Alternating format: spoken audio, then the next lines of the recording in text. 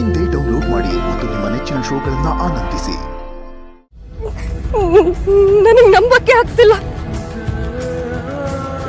ದುರ್ಗಾ ಅಂದ್ರೆ ದುರ್ಗಾ ನನ್ನ ತಂಗಿ.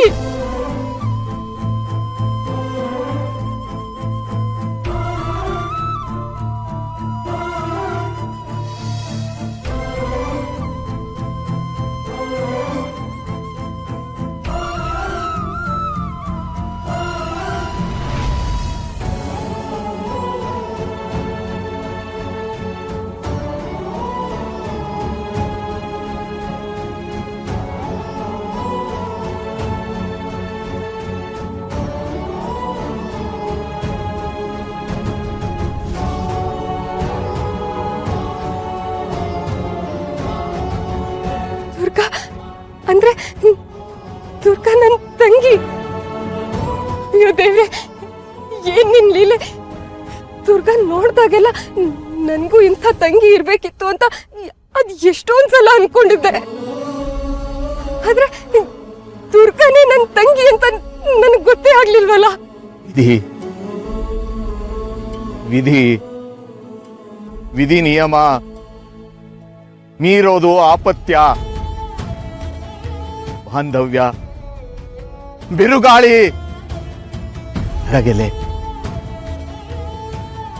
ಅಕ್ಕ ತಂಗಿ, ಅಪ್ಪ ಮಗಳು, ಅಜ್ಜ ಮೊಮ್ಮಗಳು, ಮತ್ತೆ ಒಗ್ಗಟ್ಟು, ಮತ್ತೆ ಒಗ್ಗಟ್ಟು, ಮಗು ಮಾತು, ಮಗು ಮಾತು. ಪಾಪ ದುರ್ಗಾ ಇಷ್ಟು ವರ್ಷ ಯಾವ ಅಕ್ಕನ ಹುಡುಕ್ತಾ ಇದ್ಲೋ ಅವಳು ಕಣ್ ಮುಂದೆನೆ ಇದ್ರು ಅವಳಿಗೆ ಗೊತ್ತಾಗ್ಲಿಲ್ಲ. ನನ್ಗೂ ಕೂಡ ನನ್ನ ಸ್ವಂತ ತಂಗಿನ ಗುರ್ತಿಸಕ್ಕಾಗ್ಲಿಲ್ಲ. ಅಂತೂ ನನ್ನ ಫ್ಯಾಮಿಲಿ ನನಗ್ ಸಿಕ್ತು, ನನ್ನವರು ನನಗ್ ಸಿಕ್ಬಿಟ್ರು. ಅಪ್ಪ ದುರ್ಗಾ ನನ್ನವರು ನನ್ನವರು. ಮೊದಲು ಈ ವಿಷಯನ ದುರ್ಗಂಗ್ ಹೇಳ್ಬೇಕು. ಅವಳು ಇದನ್ನ ಕೇಳ್ತಿದ್ರೆ ಕುಣಿದು ಕುಪ್ಪಳಿಸ್ಬಿಡ್ತಾಳೆ. ದುರ್ಗಾ, ಅಂತೂ ನಿನ್ ಪ್ರಯತ್ನ ಫಲ ಕೊಡ್ತು. ನಾನು ಈಗ್ಲೇ ಹೋಗಿ ದುರ್ಗಂಗೆ ಈ ವಿಷಯನ ಹೇಳ್ತೀನಪ್ಪ. ಈಗ್ಲೇ ಅವಳು ನೋಡ್ಬೇಕು. ಬರ್ತೀನಪ್ಪ, ಬರ್ತೀನಿ. ವಿಧಿ ನಿಯಮ ಬೇರೆ, ಸಮಯ ಅಲ್ಲ. ನಿಲ್ಲು ನಿಲ್ಲು ಕಂದ. ವಿಧಿ ಕ್ರೂರ, ವಿಧಿ ಕ್ರೂರ. ಕಂದ, ಸಾವು, ಆತ್ಮ ಸಂಕಟ, ಗುರುದ್ರೋಹಿ ಅಟ್ಟಹಾಸ, ಕಡಿವಾಣ, ಕಡಿವಾಣ ಬೇಕು.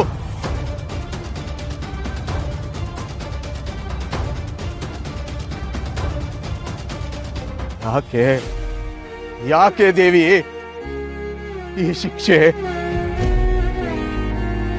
ಪುತ್ರ ಶೋಕಂ ನಿರಂತರಂ. ಯಾಕೆ ಯಾಕೆ ದೇವಿ?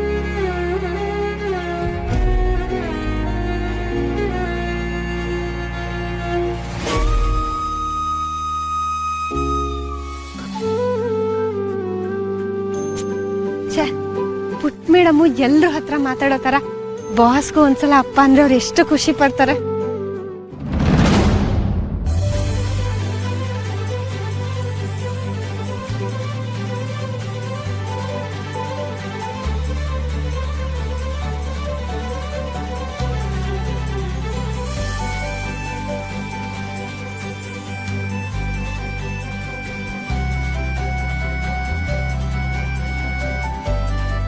ದೇವಿ ಅವ್ರೆ, ನೀವಾ?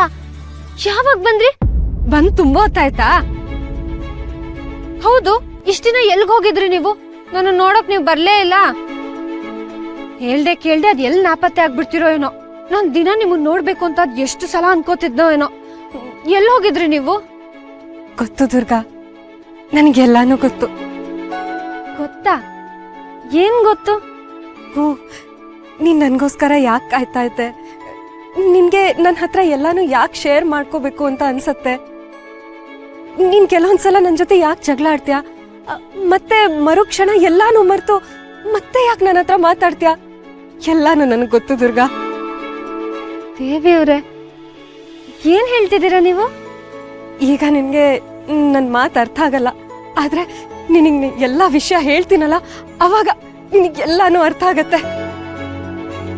ನಿನ್ಗೆ ಯಾಕೆ ನನ್ ಕಂಡ್ರೆ ಅಷ್ಟೊಂದು ಕಾಳಜಿ, ನನಗೆ ಯಾಕೆ ನಿನ್ನನ್ ಕಂಡ್ರೆ ಅಷ್ಟೊಂದು ಇಷ್ಟ? ನನ್ ಎಲ್ಲಾ ಪ್ರಶ್ನೆಗಳಿಗೂ ಉತ್ತರ ಸಿಕ್ತು ದುರ್ಗಾ.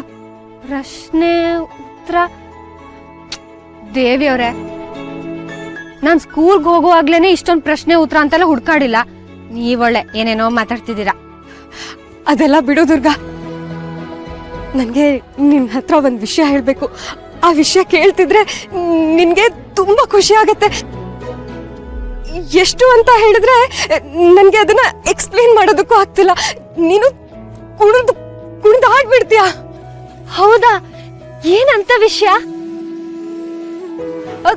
ದೇವಿಯವ್ರೆ, ನಾನು ಅಷ್ಟೇ ನಿಮ್ಗೊಂದು ಮುಖ್ಯವಾದ ವಿಷಯ ಹೇಳ್ಬೇಕು. ಆ ವಿಷಯ ಏನಾದ್ರೂ ನಿಮಗ್ ಗೊತ್ತಾದ್ರೆ ನೀವು ಖಂಡಿತವಾಗ್ಲೂ ಖುಷಿ ಪಡ್ತೀರಾ. ಆಯ್ತು ಆಯ್ತು ಹೇಳುವಂತೆ. ಆದ್ರೆ ಅದ್ ಏನ್ ವಿಷಯ ಅಂತ ನಾನ್ ಮೊದ್ಲು ಹೇಳ್ತೀನಿ, ಆಮೇಲೆ ನೀನ್ ಹೇಳು, ಸರಿನಾ?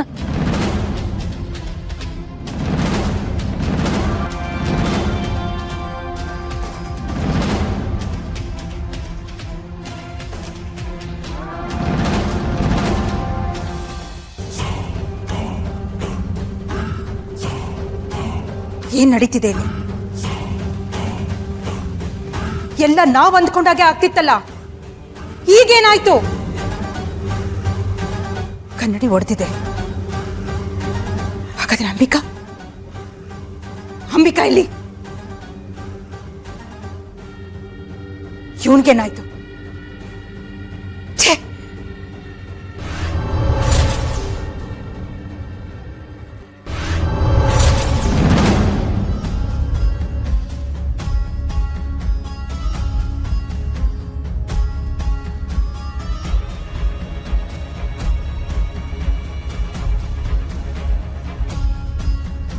ದರ್ಪಣ ದರ್ಪಣ. ನಾನು ಅದನ್ನೇ ಕೇಳ್ತಿದ್ದೀನಿ. ಏನ್ ನಡೀತು ಇಲ್ಲಿ?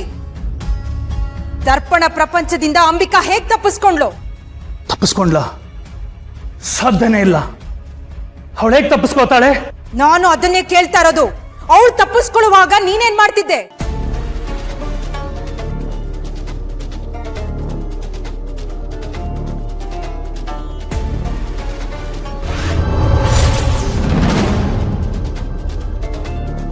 ಇಲ್ಲ, ಇದೇಗೆ ಸಾಧ್ಯ ಆಯ್ತು?